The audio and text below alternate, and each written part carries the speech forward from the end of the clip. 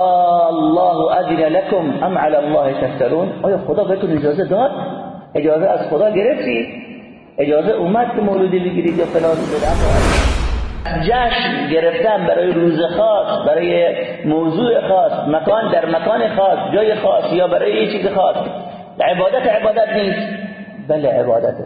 چون رسول الله صلی الله علیه و سلم دستور از خدا یافتن تا اون دو تا عید جاهلیت را عوض بکنن به اون دو تا عید اسلام، اون عید قربان و عید اضحی. الله اذن لكم ام على الله تفترون؟ آیا خدا بهتون اجازه داد؟ اجازه از خدا گرفتید؟ اجازه اومد که مولودی بگیرید یا فلان بدعت را انجام بدید، فلان شرک را انجام بدید، توسل به مورد نذر و ذبح و غیر؟ الله اذن لكم ام على الله تفترون؟ یا اینکه افترا بر خدا می‌برید؟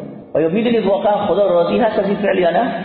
قل انما حرم ربي الفواحش ما ظهر منها بطن. خدا حرام کرده فواحش. بعد میگه چه؟ ان تقولوا على الله ما لا تعلمون. این که بیاد به خدا اجازه، از زبان خدا، از طرف خدا بگید که خدا اجازه شو داده، به خدا نسبت بدید، بگید نه حلاله، بگید نه درسته. حلال و حرام دونستن کار کیه؟ کار خداست و پیغمبرش که مبلغه، نه اینکه ما بیام تشریع بکنیم و اظهار نظر بکنیم در دین خدا.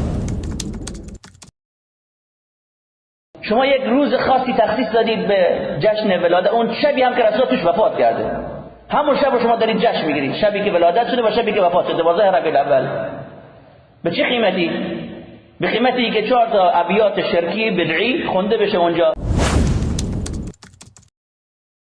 مثلا ما گفتیم لوذ داریم و عوذ داریم. لوذ نهایت پناهه. خب صاحب قصیده برده ای که هست در همین کتاب برزنجی هست، خیلی ها میخونن.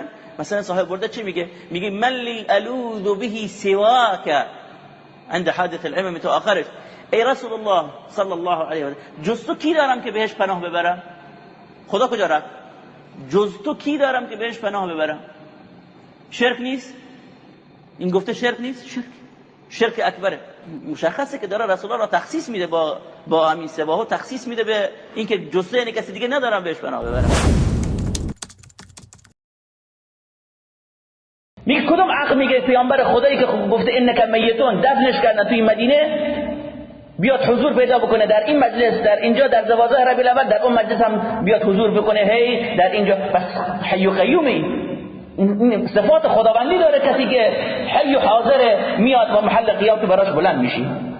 از کجا آوردید این دین، این رفتار، این تعظیم ها، دست بستن، ایستادن؟ این تعظیمی که شایسته فقط خداونده، عبادتی که ما فقط برای خدا انجام میدیم، دست برای خدا میبندیم، برای خدا میایستیم، بیام برای بنده خدا انجام بدیم.